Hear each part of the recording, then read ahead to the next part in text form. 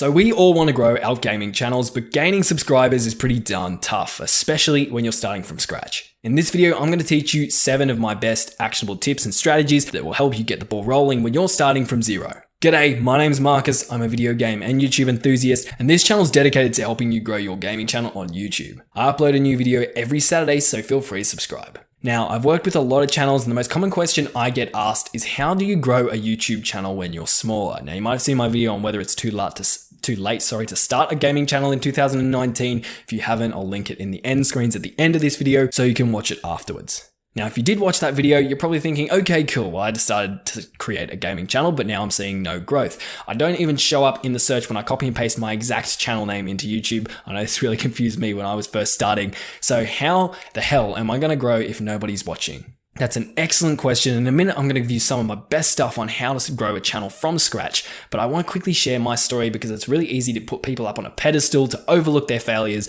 and I've gained millions of views in my time on YouTube, but when I first started, it took me just over a year to get 50 subscribers, and that wasn't because I wasn't taking action. I posted 1 to 2 videos every week, I had thousands of dollars worth of gear, but nothing. Obviously, the year dragged by. By the 12th month, I was just feeling like a failure.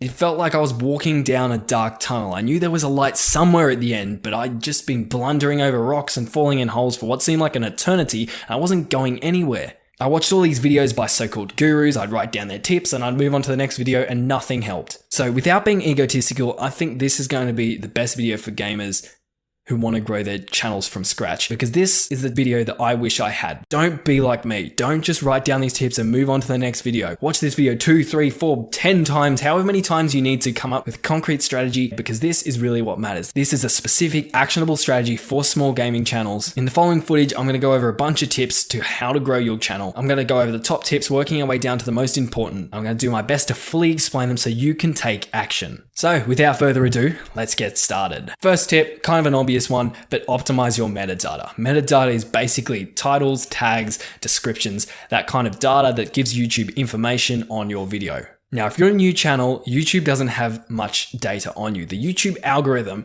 picks up data, and basically its job is to promote videos to people who want to watch them. That's basically its job in a nutshell. Its job is to find a video and connect it with a viewer who's going to enjoy that video. So having good metadata is going to, over time, give YouTube that data it needs so it can start grouping your videos and promoting them to viewers. Now, there is a line. You can't just have massively data-heavy titles and descriptions. They need to be clickable as well, so people are actually interested in watching them when the algorithm promotes them, but you got to find that balance. For example, when I was first starting, when I'm working on a really important video that I really want to get out there that might be a bit different to my normal content, or I'm helping someone else with a special video, we'll spend 1 to 2 hours just working on the metadata alone. It really, really is important. Next up, become a part of the community. So it's going to be very hard for you to grow and gain a community if you're not already part of the community. It's going to make you feel better because you're having connections with other people, and it's also going to make them feel better because you're interacting with them and they're probably in a similar situation to you. Getting to know your community, commenting on other videos, following people on your social media who are in your community, joining discords that are related to your niche, an all-around good thing to do. Now, not only is it awesome extra exposure, but it also lets you get to know your target audience better.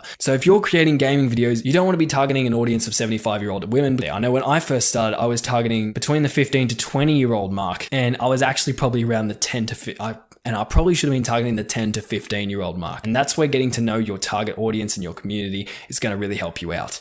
It'll also help you monitor the trends. Monitoring trends is really important. I've talked about this in other videos, because YouTube, the algorithm will grab onto that. It'll relate your video to the trends and you'll start taking off. Now, that's not saying clickbait people and trick people into clicking on your video just because you've got certain trends in the title. But monitoring trends will allow you to actually make videos that are kind of related to the trends before other people do, and those trends die. Next tip, promote the video. A lot of people, when they're starting off, they make a video, they post it out there and they just hope it's going somewhere. Or worse, they copy and paste spammy promotion messages to 50,000 people and expect to get some love. Now, this tip relies heavily on the previous one. You need to become a part of the community before you can start promoting your stuff. Becoming a part of the community is in a way promoting your stuff anyway, because most of the time people are going to check you out. If you see someone who's frequently commenting on your video and generally a part of the community, you might be curious to go check them out, and that's a natural form of promotion. But once you've become a part of the community and you've gained people's trust, there's nothing wrong with saying, hey, I just posted this video. It's related to this topic we're talking about. Check it out. It might interest you. If you want more tips on promoting your videos, I'm posting, or I might have already posted a video on the free ways to promote your channel. So if it's already out, I'll try and link it at the end of this video. If not, just subscribe. It'll be out in a few weeks. Also, if you've enjoyed this video so far, please drop a like below because it really helps get this information out there. My goal is to help as many gaming creators as possible with these videos, and I'd really appreciate your support. Next tip. Thumbnails. Thumbnails are extremely important. In fact, having a good thumbnail is one of the most important things, I think, for a video. People look at the thumbnails first before they look at anything else. Whether your video is going out to people through the YouTube algorithm, through the search, through you generally promoting them, or just people clicking on your channel to have a look, they need people to actually click on them. Now, obviously having good titles and descriptions is going to help with that, but people look at the thumbnails first. Now, tips to make good thumbnails. You want them to be relevant. No one wants to see a new funny moments video with a meme on the thumbnail that's like 6 years old, unless that's part of the joke. You want your thumbnails to be bright, because that way they're going to stand out a little bit more. Now, I'll give you a little tidbit. Yellow is the first color registered by the human eye, which is one of the reasons a lot of YouTubers will use that orangey yellow text for their clickbaity thumbnails. Now, one of the ways I like to check to make sure my thumbnails are easily viewable is what I call the magnifying test, or the upside down magnifying test. On Photoshop or whatever program I'm using to create my thumbnail, I zoom all the way out until the thumbnail is on the screen at about the size it would be if it's showing up as a recommended video. For things I want to stand out really pop at that distance, then I know it's a good thumbnail. Tell a story, basically ethical clickbait. You want to entice people by kind of showing them something they might not have seen before or that they might be interested in watching. Most of the time, people make decisions based on emotions. You're going to have a very hard time selling a video that has a thumbnail with 2 words on it, funny moments, and then a black screen, because it doesn't really have any emotion. It doesn't tell a story. And telling a story is one of the reasons why clickbait has gone so viral. And that's why I say ethical clickbait. Don't tell a story that's not actually in your video, because then you're going to lose trust. You don't want to have hundreds of people clicking on your video only to have them click off in the first 20 seconds. That actually brings your video down in YouTube's opinion. Next tip. Niche research. Now, I talked all about markets, sub-markets, and niches in my previous video. I really recommend you check that out. I'll link it at the end. So I'm not going to talk a whole lot about niches in this video, but I will give you some more information on top of the information we already gave in the previous video. Picking the right niche for me personally was the one big thing that actually got me out of my YouTube rut. I want to give you some specific examples of bad niches. Obviously, everyone knows about Fortnite by now. It is super saturated. Unless there's something really special about you, there's a 99% chance you're going to fail, because that niche is full up to the brim with content creators already.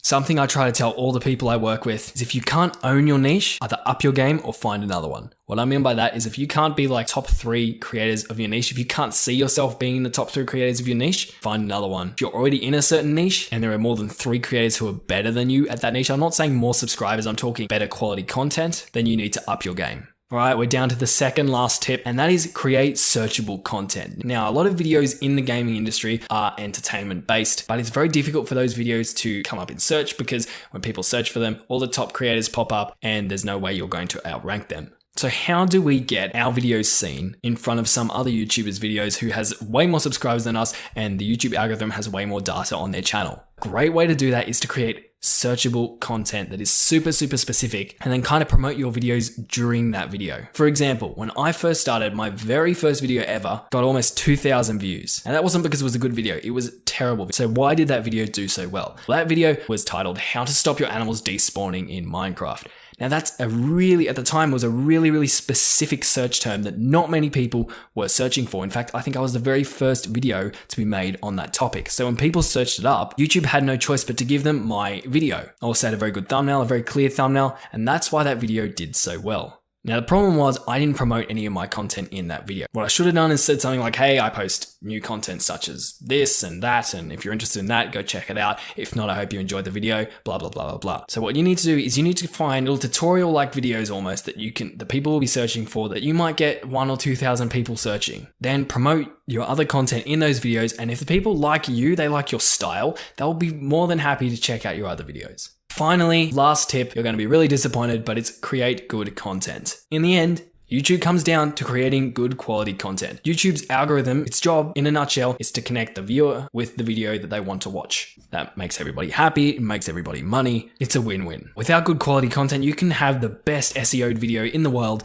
and nothing's gonna happen. You want to create that video that someone really wants to share because you don't have a lot of traffic coming in at the moment, so you need to be shared by word of mouth. That's how these videos with really crappy thumbnails and titles go viral, because people share them, get a lot of people watching all the way to the end, and then the video just starts snowballing. So I hope you got a lot of value out of this video. This is the formula I used to grow my channel when I was first starting. So make sure to share this video with your YouTuber friends because they might find it helpful too. I'm sure they'd appreciate you thinking of them. Also, the videos I mentioned, especially the one about promoting your content and whether you should start a YouTube channel in 2019, are up on screen right now. So I highly recommend you check them out because I share a ton of great information. Please make sure you work through this list. Make sure you've mastered all the points because I guarantee you, if you can master these points, you will see success. My name is Marcus. Thanks for watching and I'll see you in next week's video.